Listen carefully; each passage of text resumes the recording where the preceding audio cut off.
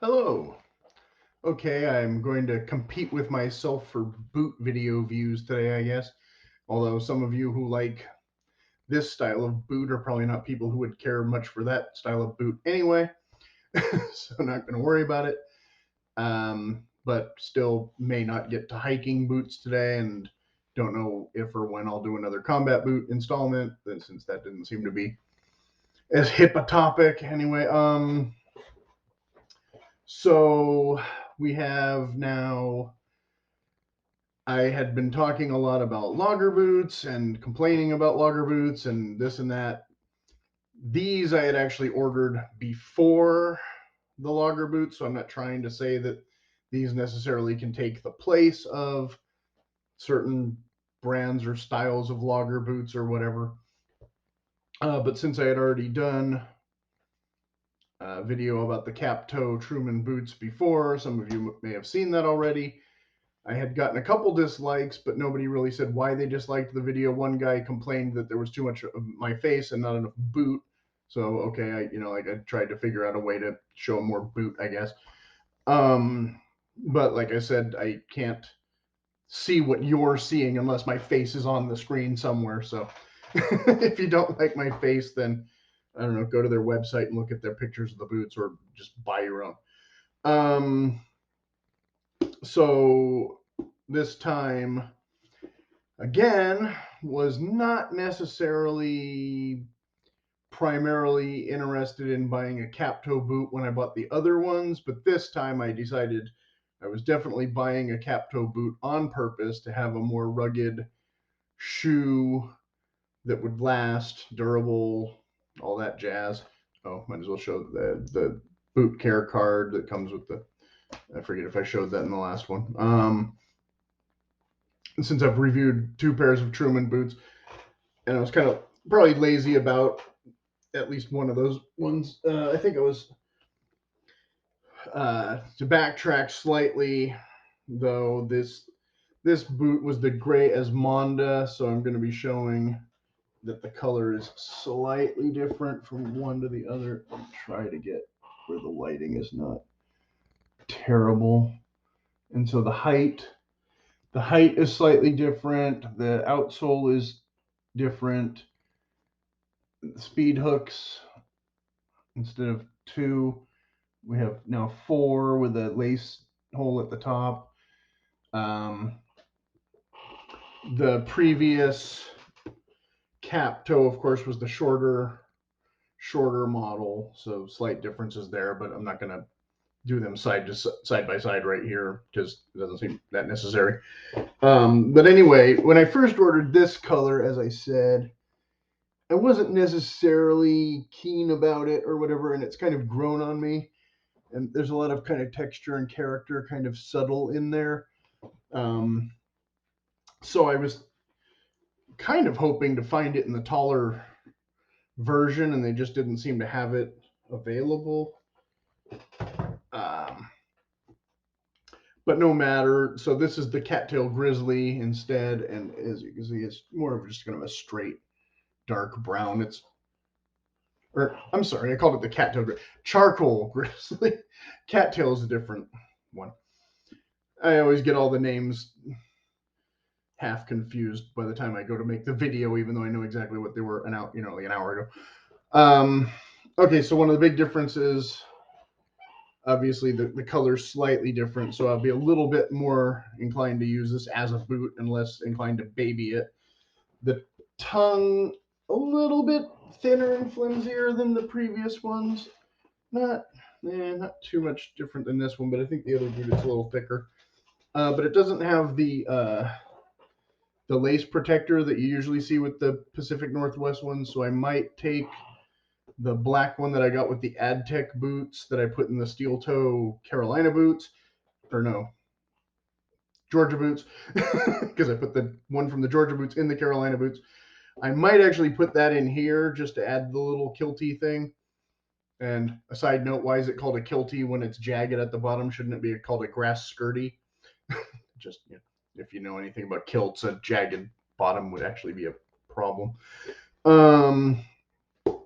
Not quite the same rugged outsole. It has the stitch going around the edge instead of the lugs going out to the edge, but definitely more grip than, say like the Thursday boot or the walking sole, obviously, where we don't have the stitch. We don't have the stitch going all the way around still, and we have the nails. We have in a wider base heel than a lot of the logger boots, which again, I always complain about the stability of the logger boots, but I still haven't determined whether or not I like the heel stack better on the logger boots. I'm still kind of schizo on that whole issue. Again, the cap toe being not the same thing as a steel toe. This is more, protecting your under leather than necessarily protecting your toes as much. But when this wears down, I don't know if you'd be able to find two leathers that match, so I might, opt to have this, removed when, and just have this still underneath. But by the time this wears out, this might be pretty cracked and worn out too, and it might need to be replaced all at once. So whether or not it ends up being a cap toe, when is that, 5 years from now or more though? So we'll worry about it later, how we end up, redoing all of this to, and whether or not the heel will still be. I don't think the heels wear out quite as quick as the toes. A lot of guys who work on their hands and knees a bit really, especially if you do have a steel toe underneath. I think it adds that kind of extra force that gives it even more abrasion, so you lose the toe faster. I don't expect to lose the toe all that fast. Um, or at the same time, I also don't expect to lose the tongue all that fast either. But like I said, I still might put the little tongue protector there just for looks, because I don't have a lot of uh, experience with a kind of this style of tongue as much. And the hardware, though, what I was complaining about in the other, if I can get in real close here, they do not have the shreddy rivets down here at the bottom where you see up here. And so all those logger boot companies seem to put this down here, which will just go through your laces in no time. And don't know why they would do that. A little bit of a scuff there. Can't tell if it's just the shine of the light or if there's some glue on that or something. I don't know. I'm just fixating on this little scuff right here, which is not really a big deal. But yeah, and then so obviously the stitching not quite as mega as some of those other you know monster companies where everything's stitched down 3 or 4 times. But again, don't see an issue with this blowing stitches in pretty normal usage. Because again, I'm not necessarily going to try and turn this into a logger boot. Wasn't necessarily the plan, but we'll see. Like I said, several years down the road or whatever, if I've bothered to get the taller ones. That being the other issue again, if I or you or whoever needed or thought they needed, just that little bit extra protection if you're really worried about timber rattlesnakes or whatever. But an 8-inch boot is still a pretty good height, standard combat boot height. The what was I going to say? I don't know the other one. I guess if you want to see the other one, and less of my face and more of two boots that are basically the same boot. A little bit of character here, although I'm sure it's cowhide and not anything too exotic or bison or whatever. The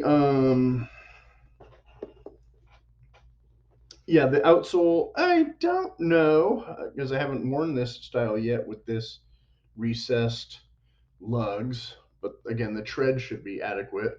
Whether or not I like this, will remain to be seen. A lot of guys really comment on how they love this yellow stitching for contrast. I am totally indifferent about what the bottom of my shoe looks like. I'm more concerned about what the bottom of my shoe feels like. But definitely, out of the options that were available I liked, yeah, obviously this sole for outdoors use more than the one that came on the green boot, which again had less tread than this, and so will almost surely have to be replaced. The standard rawhide deals. Don't know how good these are. This company uh, maybe has better ones than the other ones. I don't know if the Oliver Cabell lace broke just because of the weak spot in the leather, or if the speed hooks really ripped it up, because I've barely worn those boots. I wore them a bit through March, but the one lace just broke yesterday while I was trying to get out the door, so I hate that. This color of laces was included, which is not quite as dark as I would prefer for a leather this dark. So I don't know. I'll probably use the rawhide ones until I change my mind. But I don't know how practical the rawhide ones are for hiking and working. So I've yet to determine that. Now, I was just watching a video earlier. Yet another guy, for those of you who've only watched my boot videos and don't watch any of my other programming, I complain constantly about this idea that of the men's capsule wardrobe. I don't believe it's really a thing. I don't believe men's clothing works the same way as women's clothing. This tangent will relate. Don't worry. My point though is that, so if you want to go back and watch some of my earlier videos, hooray! But this color leather with the video I just did the other day, that I almost wore this vest for this video for this reason. See, this to me looks like a really good match. So will I want to wear this boot with this vest as often as possible? And I almost, like I said, wore the vest for the video, but I thought that might look cheesy. Yes, that is a good fit. I have other boots of different colors that won't look as good with this vest. And this one might look okay with it. You know, that's a pretty good match also. That's what I call simpatico. Whereas my other leather jackets won't look as good with this boot. But why they call it charcoal, I don't know, because it's not really gray. Just like why they call this gray, I don't really know, because it's not really gray. They're both kind of dark brown. So yeah, I really like when I have a couple things that go really well together, even if they don't go with every other thing I own in an attempt to make a capsule wardrobe. No, but then again, this boot I did buy for general purpose use, so it will get worn more than, again, a green combat boot. So we'll see how it goes. And like I said, I'm juggling all these other boots that I'm trying to wear to try and do, updates within a few months. And I haven't quite gotten to the point where I can update them yet. It'll be a while before I can do an update of a boot like this, because again, we have the thick leather, the heavier duty. It's going to be a minute before it shows the same kind of wear as some of the other dressier boots. So when it comes, it comes. I guess that'll be all for now.